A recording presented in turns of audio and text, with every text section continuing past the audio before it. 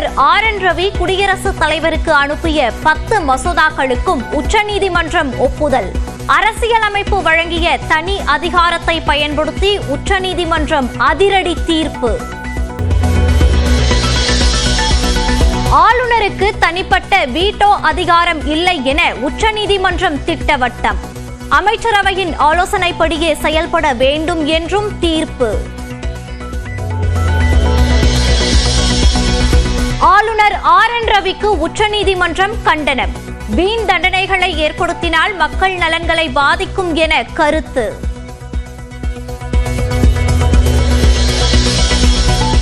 ஆளுநருக்கு எதிராக வரலாற்று சிறப்புமிக்க தீர்ப்பை உச்சநீதிமன்றம் வழங்கியுள்ளதாக முதலமைச்சர் மு.க.ஸ்டாலின் மகிழ்ச்சி.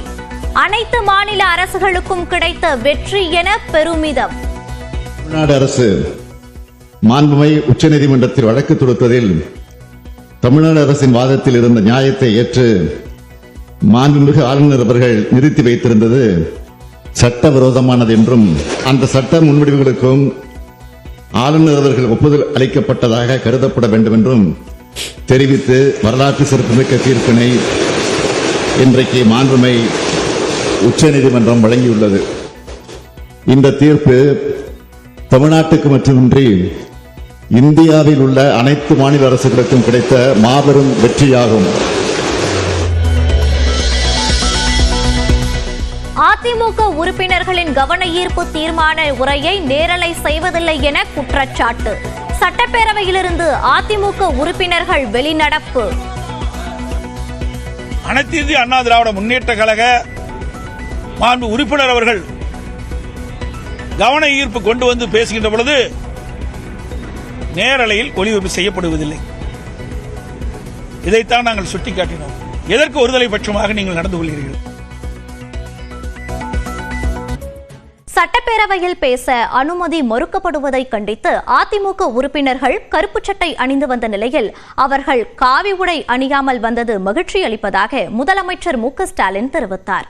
சட்டப்பேரவை இன்று காலை கூடியபோது அவையில் சபாநாயகர் பேச அனுமதி மறுக்கப்படுவதாக கூறி அதிமுக உறுப்பினர்கள் செங்கோட்டையன் உட்பட அனைவரும் கருப்பு சட்டை அணிந்து அவைக்கு வந்திருந்தனர்.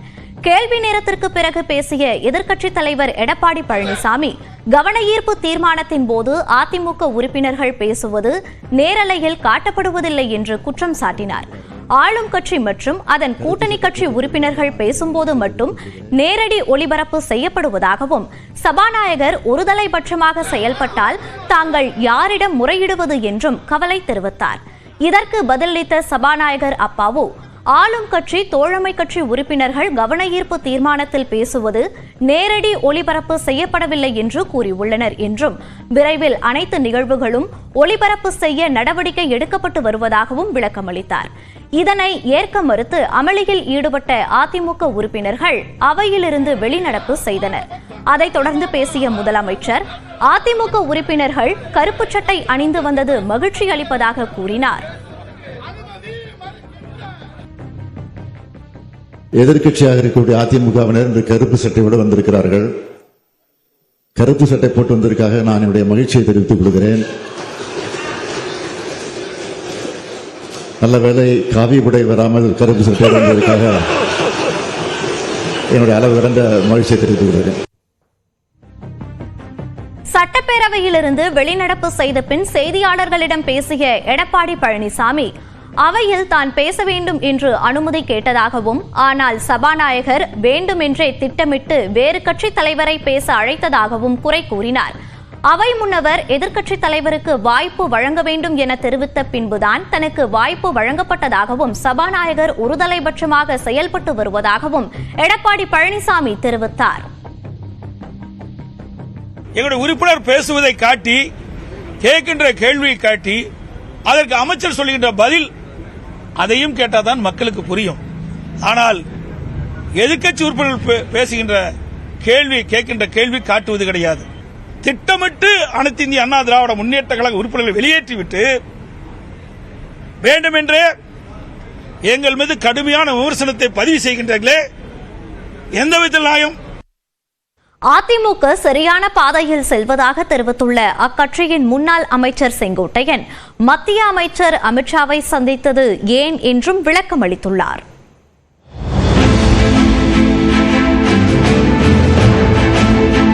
எம்ஜிஆர் காலத்தில் சட்டமன்ற உறுப்பினர், ஜெயலலிதா காலத்தில் போக்குவரத்து துறை அமைச்சர் என செங்கோட்டையனின் அரசியல் பயணம் கொங்கு மண்டலத்திலும் தமிழக அரசியலிலும் பிரித்து பார்க்க முடியாத அளவிற்கு செல்வாக்கு உடையதாக இருக்கிறது.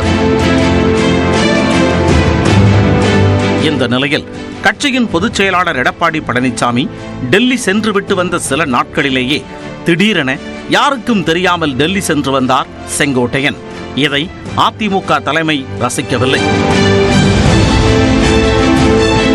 கடந்த பிப்ரவரி மாதம் அத்திக்கடவு அவிநாசி திட்டம் செயல்பாட்டிற்கு வர காரணமாக இருந்த எடப்பாடி பழனிசாமிக்கு பாராட்டு விழா நடைபெற்றது. அந்த பாராட்டு விழாவில் எம்ஜிஆர் மற்றும் ஜெயலலிதா படங்கள் இல்லை என்ற காரணத்தால் அந்த விழாவை செங்கோட்டையன் புறக்கணித்தார்.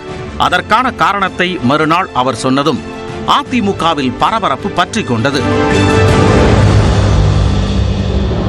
இந்த சூழலில் அதிமுகவின் வளர்ச்சிக்காகவே மத்திய அமைச்சர் அமித்ஷாவை சந்தித்ததாக ஆங்கில நாளிதழுக்கு அளித்த பேட்டியில் அவர் தெரிவித்திருப்பது அதிமுகவில் மேலும் பரபரப்பை ஏற்படுத்தியிருக்கிறது. மேலும் நிர்மலா சீதாராமனை சந்தித்தது தொடர்பாக அளித்துள்ள விளக்கத்தில் ஜிஎஸ்டியில் உள்ள பிரச்சனை குறித்து பேசவே அவரை சந்தித்ததாகவும் செங்கோட்டையன் கூறியுள்ளார். இதுகுறித்து தலைமையிடம் தெரிவிக்கப்பட்டதா என்ற கேள்விக்கு எல்லோரும் தான் நிர்மலா சீதாராமனை சந்திக்கிறார்கள், அதிலும் குறிப்பாக அண்மையில் கூட தம்பிதுரை நிர்மலா சீதாராமனை சந்தித்ததாக அவர் பதில் கொடுத்திருக்கிறார்.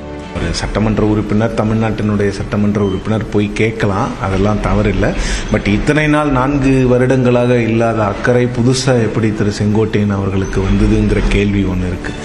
அதிமுக சரியான பாதையில் தான் பயணித்துக் கொண்டிருப்பதாகவும் கூட்டணி குறித்த முடிவை அதிமுக தலைமை எடுக்கும் என்று செங்கோட்டையன் கூறியுள்ளார்.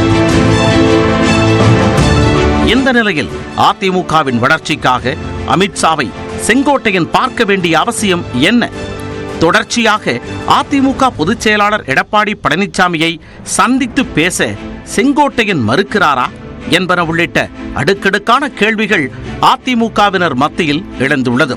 அதிமுக இந்த செங்கோட்டையன் அவர்களுக்கும் கட்சிக்கும் இருக்கக்கூடிய பிரச்சனையை உடனடியாக தீர்க்க வேண்டிய கட்டாயம் அதிமுக இருக்கு. அதுக்கு ரொம்ப சிம்பிளா எடப்பாடி அவர்கள் திரு செங்கோட்டையன் அவர்களை அழைத்து ஒரு தேநீர் விருந்துக்கு அழைத்து கொடுத்து என்ன பிரச்சனைன்னு 2 பேரும் சார்ட் அவுட் பண்ணாங்கன்னா அது முடிஞ்சிடும். முதலமைச்சராக இருந்த ஓ பன்னீர்செல்வத்திற்கு 11 எம்எல்ஏக்கள் மட்டுமே துணை நின்ற நிலையில் ஒருவேளை செங்கோட்டையன் கட்சியில் இருந்து வெளியேறும் முடிவு எடுத்தால் அவருக்கான ஆதரவு சந்தேகக்குறிதான் எனவும் பத்திரிகையாளர் சிவப்பிரியன் தெரிவித்துள்ளார்.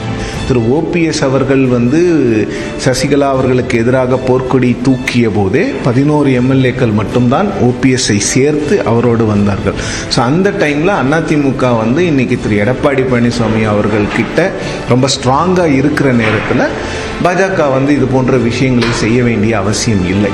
எடப்பாடி பழனிசாமியும் செங்கோட்டையனும் பரஸ்பரம் சந்தித்து பேசுவதே இந்த பிரச்சனைக்கு முடிவாக இருக்கும் என்பதே அரசியல் விமர்சகர்களின் கருத்தாக உள்ளது. நியூஸ் 18 தமிழ்நாடு தொலைக்காட்சி செய்திகளுக்காக செய்தியாளர் சுபா.